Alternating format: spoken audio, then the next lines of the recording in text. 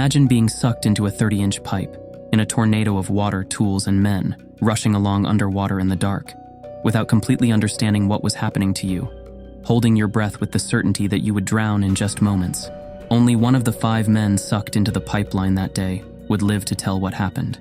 A GoPro video camera attached to one of the divers' suits recorded video and audio of what happened next. What it reveals is terrifying. Today on Terminal Defect, we will cover the Paria Diving Disaster.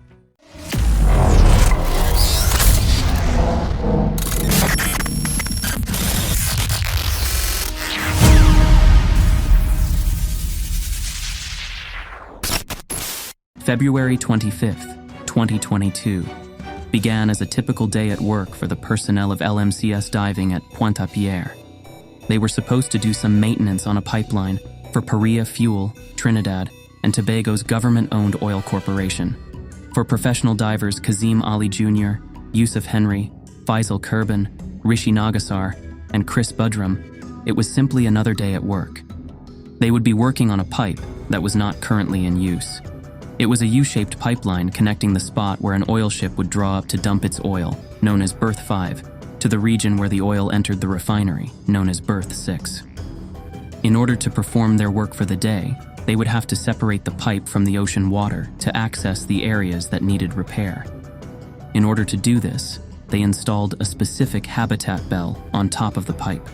This method would allow the water to be driven down the pipe, providing a dry workspace. The habitat was an 8-foot by 8-foot cube construction erected on top of the pipe. After blowing air inside to displace the water, the guys could stand on the ledge and conduct their tasks in a hyperbaric chamber. This enabled them to remove their diving gear and safely utilize tools to carry out complex repairs and movements as a group. One of the jobs they had to do was to remove an inflated plug from Berth 6. This plug had been installed about 2 weeks prior to safeguard the oil contents of the pipe and prevent any hydrocarbons from escaping. This stopper was an airtight barrier that resisted the pressure from the habitat chamber. A wrench was obtained to loosen the valve on the plug. As soon as the valve was opened, a stunning force overpowered the group. Water surged into the habitat and down the pipeline. This sudden surge of water drew the guys and all of their equipment into a whirlwind of swirling water down the pipeline. They had no idea what was going on because it was so unexpected. In such an awful situation, they were extraordinarily fortunate to emerge from the water in an area with an air pocket for respiration. The GoPro footage showed the men moments before they were swept under. Then everything turned absolutely black, and you could hear rustling and activity. It's frightening to hear them begin to speak. They were actually shouting at each other within a pipe that was supposed to be filled with crude oil. The horrifying irony is that the air that allowed them to breathe was the source of the swirling water storm that brought them here. So, how did this happen? They were removing an inflatable plug that was designed to separate 1,200 barrels of oil from the surrounding air and ocean water. In that instance, it would have been ordinary to pull the plug and continue with their job plan. The air pressure in the habitat would have pressed down on a large column of oil. The oil would have been level between the 2 pipe holes at berths 5 and 6, nothing out of the usual. Unfortunately, they had no knowledge that there was a column of air beneath that stopper and significantly less oil along the length of the pipe. As soon as the plug was deflated, the high-pressure air from the habitat rushed down the pipe, pulling the guys, their gear, and scuba tanks into the 30-inch conduit. Because the habitat pressure was abruptly released, the ocean water violently pushed inside and swirled into the pipe, joining the guys in a wild swirl of air, ocean, water, and equipment. 5 men struggling for air. After what seemed like a lifetime, the swirling subsided, and they found themselves in a pocket of air. Chris Budrum, the lone survivor, recalled the terrifying experience of being pulled into an oil pipeline like this. Tornado, everything just spinning and beating you up, and it happened so fast, you couldn't react. After that, all I remember, I didn't even remember actually getting pulled in the pipe. I just remember going hurled through the pipe at unbelievable speeds. I couldn't hold my breath no longer, my throat. And you're holding your breath for too long, after a while, your body, your lungs just fight. Yeah, your waist closed, you see a noise.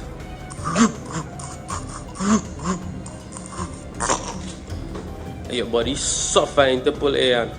An unbelievable nightmare. Your eyes burning. Every time you try to open your eyes, it's burning. You're pitch black, you can't see nothing. Your throat burning. Your ears ringing. Your body sore. And at that point, I tell myself I was going to dead. When they came to a halt, the guys took a quick inventory of their surroundings, their emotions, and whether all 5 men had survived. They began calling back and forth to find each other, confirming that they were indeed within the pipe together. It was so absurd, yet it was the terrible fact. Trying to figure out where they were in the pipeline was much more difficult than it seems. They were extremely disoriented and had no idea how far they had progressed down the pipeline. This pipeline portion was 1,200 feet long, the length of 4 football fields. The pipe featured undulations at the weld seams and where supports were installed. These height differences allowed air pockets to form. When they got their bearings, it was evident that they were all injured but alive. Despite their bewilderment, they couldn't agree on which path would take them back to berth 6. After some deliberation, they decided to connect and shuffle as a group toward one of the ends. The pipe was completely coated in thick, slippery oil sludge. It was exhausting to keep fighting the oil and scarcely moving while dealing with damaged bones, battered organs, oil in their eyes and nostrils, and all in total darkness. After battling for an hour, they came into a disturbing problem. The saltwater level was rising. They were keeping their heads above water, but the first person in line observed that his face was only 6 inches from the top of the pipe.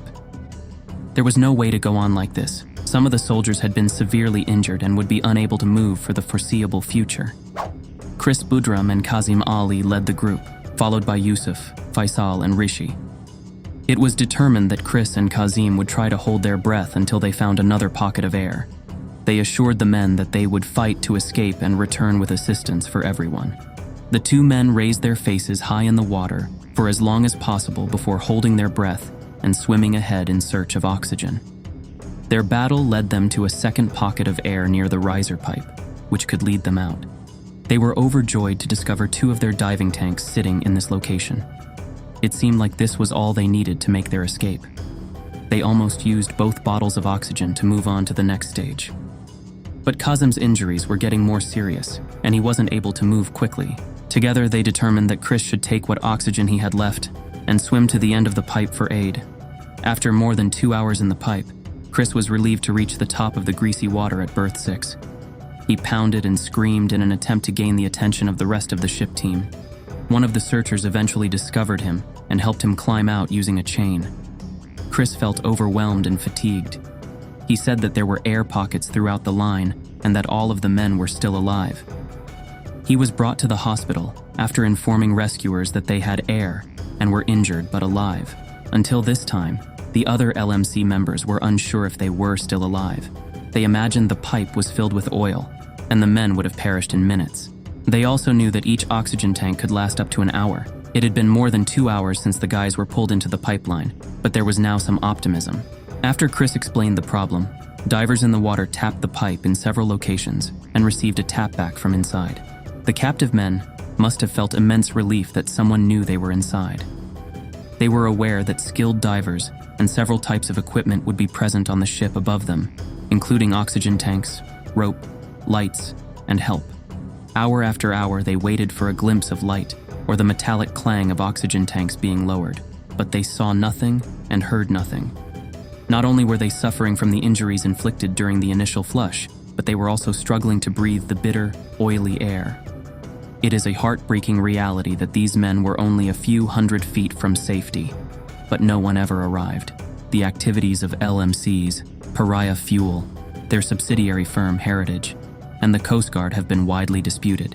Some report that Paria barred divers from entering the pipe to help the other men. Paria maintains that there was no feasible way to get the soldiers out without endangering further lives. The Coast Guard, LMCs, and family members of professional divers all had their own interpretations of the incident.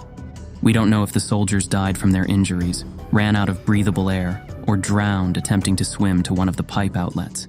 That's all from Terminal Defect. Please like, share, subscribe, and turn on the notification for more amazing content. Thanks for watching.